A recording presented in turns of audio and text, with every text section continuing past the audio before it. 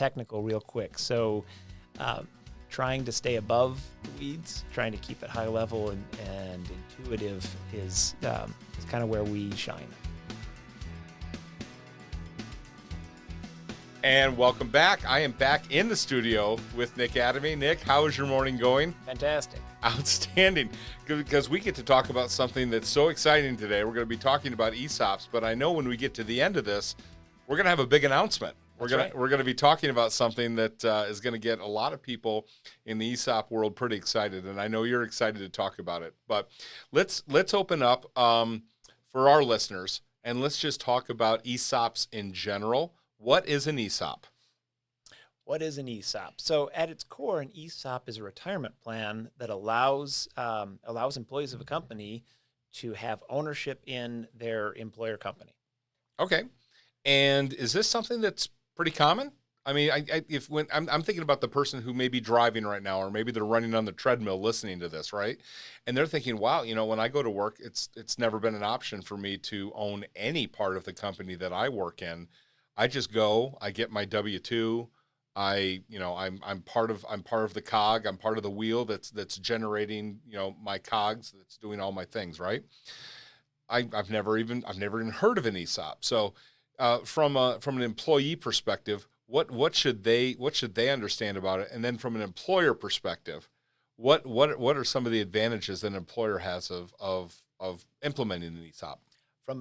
From an employee's perspective, it's fantastic. It's kind of a no-brainer, right? If you're looking at joining a company that has just a regular 401k, or you're looking at joining a company that has an ESOP, the ESOP provides a huge amount of upside. There's more risk. You've got all your eggs in one basket, but the key thing with an ESOP is the employees don't put in any of their own money.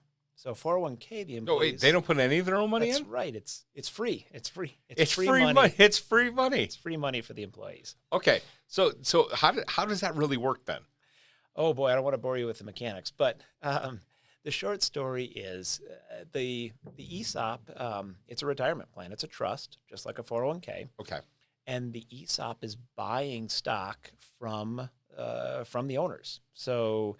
And the ESOP might do that over time, or it might do it in one big transaction, just like a private equity company might come in and buy a company. An ESOP can be that buyer instead of a private equity buyer. So when you said a little bit more risk, I'm assuming from the employee perspective, instead of putting it into a 401k type of company, in an ESOP, obviously probably everything's tied to profitability, all the different things, the business drivers that regularly go. And as the company succeeds, so your portfolio succeeds. That's exactly right. And so, in terms of the risk of your retirement portfolio in an ESOP, all your eggs are in one basket. Now, those eggs were free money. So in some sense, there isn't much of a downside, but the performance of that stock is subject to how well that company does. Whereas in a 401k, you've got a diversified basket of stocks. Gotcha. So do some companies actually use ESOPs as a recruiting tool? Would they use it as a recruiting tool to say, hey, this is how we do business, come join our team?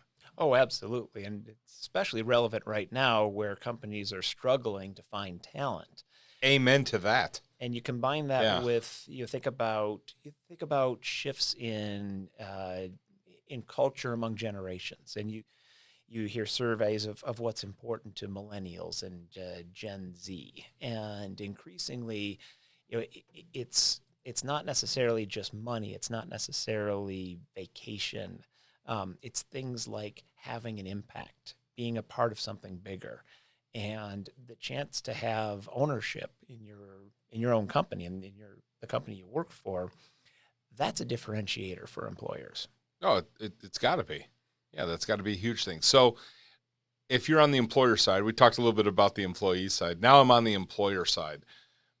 Either one, I've heard of an ESOP, but I'm not quite sure what it is from the employer's perspective. Or I've never heard of an ESOP before, and what are some of the business drivers that an owner of a company starts to think of when they think of, should I or should I not even do an ESOP? Really, yeah, when it comes to the decision of whether or not to do an ESOP, often it's going to boil down to the owner. This, at the end of the day, even though it's a retirement plan, it is also the owner selling some or all of their company. So that's an important kind of personal decision. And the ESOP offers a way to do it that preserves that owner's legacy, preserves the independence of the company, preserves the role that the company plays in the community, while still offering the owner an opportunity to exit their ownership, to monetize their investment. Is there an advantage or disadvantage, Nick, to having an ESOP when an outside person comes in and looks whether they want to buy a company or not? Do they look and go, "Oh, you've got an ESOP? We're absolutely interested in investing or buying you." Or, "Oh, you've got an ESOP? I'm not so sure I want to buy a company that has an ESOP." Has it ever affected a person's buy sell That's type a of great decision? question. Yeah, so we talk with owners about that all the time, and talk with private equity buyers about that. And so, kind of, to say that in another way, once you put an ESOP in place, could it be a barrier to later on selling the company, for example, or could it make the company more attractive? Yes. And the answer is kind of neither.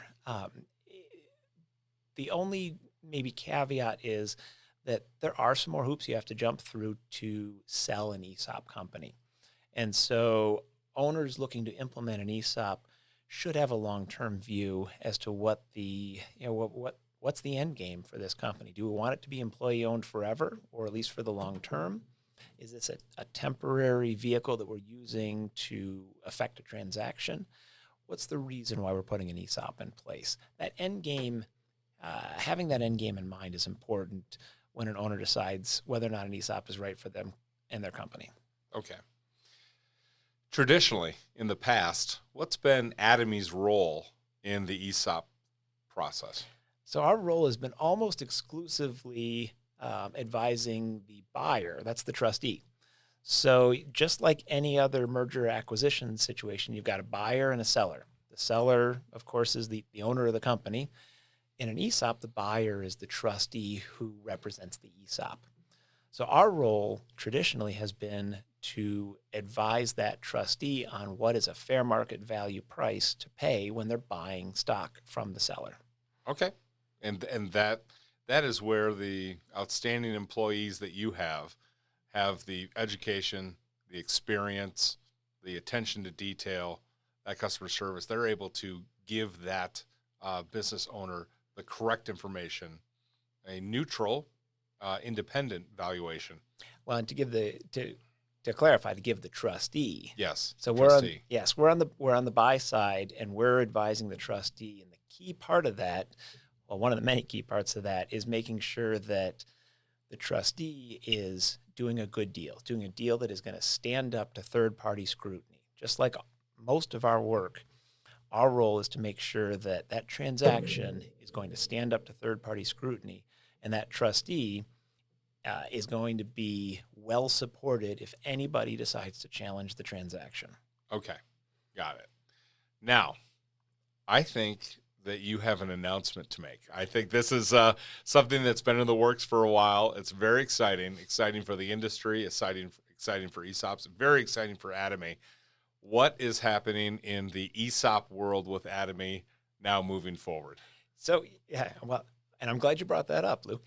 The missing piece for us is the ability to advise the sellers. When a seller comes to us and says, "Hey, I'm thinking about an ESOP," we don't usually have a solution for them. And the exciting thing is now, going forward, we are partnering with Pilot Hill Advisors. We're merging our ESOP practice with theirs in order to provide that sell-side solution. So now we're able to advise trustees in some cases and advise the business owners in other cases. Obviously, we won't be on the same deal on both sides, right? But we can now offer either side of a deal to our ESOP clients. Well, tell me a little bit about Pilot Hill. How did you get introduced to this group? Tell me a little bit about their company and why you think it's going to be a good mix and a good match.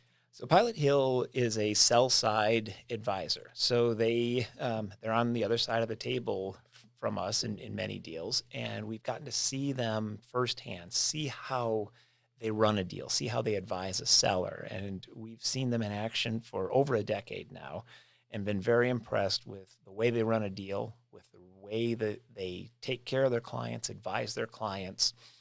They get ESOP deals done in a very solid way, give their clients good advice, give their clients realistic expectations, and run a very smooth process. What was kind of going through your head when you got to see them in action over the years? Where you're like, man, maybe someday we'll get a chance to put together a partnership with them. How did that all come about? That's a great question. These kinds of things kind of bubble up organically, and I think both of our firms recognized that we've got a shared set of values and approach things in a very compatible way. And that led to brainstorming and discussions about how we can collaborate, which led to this announcement. So what I'm hearing you say is that companies that are interested either on the buy side or the sell side of working with an ESOP, do they contact Adamy? Do they contact Pilot Hill? Isn't that the question, right? And it doesn't matter, and that's the beauty now. Yeah, they can contact either one of the companies. Exactly, and we'll set them up with the right team to fit what they're trying to achieve. And how do people contact you, Nick?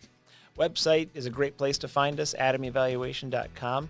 Pilot Hill's website will also get you to our ESOP team, so pilothilladvisors.com. Shoot, I don't know. I believe that. I believe that's exactly correct. And well, thank you so much for spending some time with us and talking ESOPs this morning. This is Nick Adamy from Adamy Valuation, and thanks for joining us. Thank you.